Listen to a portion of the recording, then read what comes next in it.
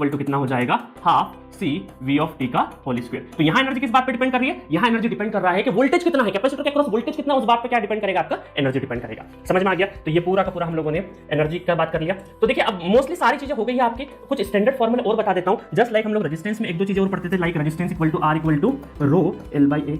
ठीक है, ये फॉर्मूला। इधर अगर मैं सोलेनॉइड की बात करूं तो एल इक्वल टू कितना हो जाएगा, mu N square A divided by L. ठीक है, तो ये आपका सोलेनॉइड का फॉर्मूला हो गया। और इधर कैपेसिटेंस में पढ़ते थे apps not a upon D. ठीक है, और इनका म्यू की क्या है, म्यू है आपका म्यू नॉट और म्यू आर। ये रिलेटिव परमेबिलिटी है और ये क्या है आपकी एब्सोल्यूट। इसकी वैल्यू कितनी होती है, 4.10⁻⁷ हेनरी पर मीटर। और ये होता है आपका एप्स नॉट, एप्सिलॉन आर और एप्सिलॉन रिलेटिव और एब्सोल्यूट। ये होती है 8.85 × 10⁻12 फैराड पर मीटर। तो ये फॉर्मूले तो आपको बहुत पहले से याद है। ठीक है, तो ये मैंने स्टैंडर्ड फॉर्मूले में लिख दिया है। आपको सिर्फ और सिर्फ इतने फॉर्मूले पता होना चाहिए बेसिक कॉन्सेप्ट की इंफॉर्मेशन के लिए, इससे ज्यादा की जरूरत नहीं है। इन्हीं चीजों को मैंने नॉर्मल हमारे जो लेक्चर्स होते हैं उसको थोड़ा सा डिटेल वर्जन में प्रूफ करके थोड़ा सा अलग एग्जांपल लेके चीजें समझाइए।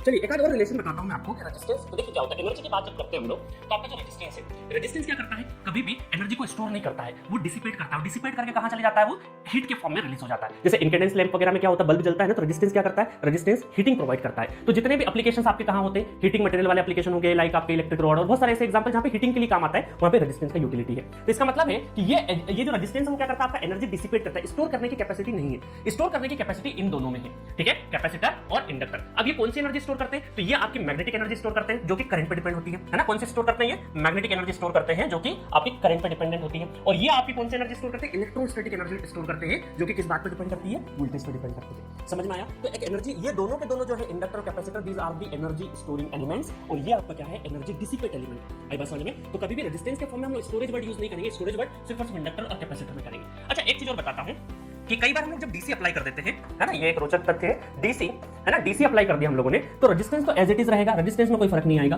बट इंडक्टर क्या हो जाएगा, इंडक्टर हो जाता है शॉर्ट। इंडक्टर क्या हो जाता है, शॉर्ट सर्किट हो जाता है। ठीक है, अच्छा शॉर्ट सर्किट के बारे में भी आप एक चीज जान लीजिए। शॉर्ट सर्किट का मतलब है कि आपका जो रेजिस्टेंस है, रेजिस्टेंस वो क्या हो गया, आपका 0 ओम हो गया। ठीक है, रेजिस्टेंस क्या हो गया, 0 ओम हो गया। और यहाँ पर वोल्टेज अक्रॉस इसके वो 0 हो गया। वोल्टेज भी क्या है आपका 0, वोल्टेज भी 0, इसके अक्रॉस जो वोल्टेज है वो भी 0। शॉर्ट सर्किट का वोल्टेज 0 होता है। और कैपेसिटर क्या हो जाएगा, कैपेसिटर हो जाएगा ओपन सर्किट। ओपन सर्किट क्या हो गया, कैपेसिटर। तो ओपन सर्किट का रेजिस्टेंस कितना होगा, रेजिस्टेंस होगा इनफाइनाइट। ठीक है, और यहाँ पर जो करंट होगा वो 0 हो जाएगा क्योंकि वोल्टेज तो एग्जिस्ट करेगा, ओपन सर्किट में करंट 0 हो जाएगा। तो जब भी आप डीसी अप्लाई करेंगे, डीसी उसमें रेजिस्टेंस एज इट इज रहेगा, इंडक्टर क्या हो जाएगा शॉर्ट और कैपेसिटर क्या हो जाएगा ओपन। अब बहुत सारे लोगों को लगता है शॉर्ट का मतलब है कि जल जाएगा इंडक्टर। ऐसा नहीं है। आने वाले लेक्चर जब मैं पावर एनर्जी बताऊंगा तो वहां पे बताऊंगा कि शॉर्ट सर्किट का एक्चुअल मीनिंग क्या है एग्जांपल के साथ में।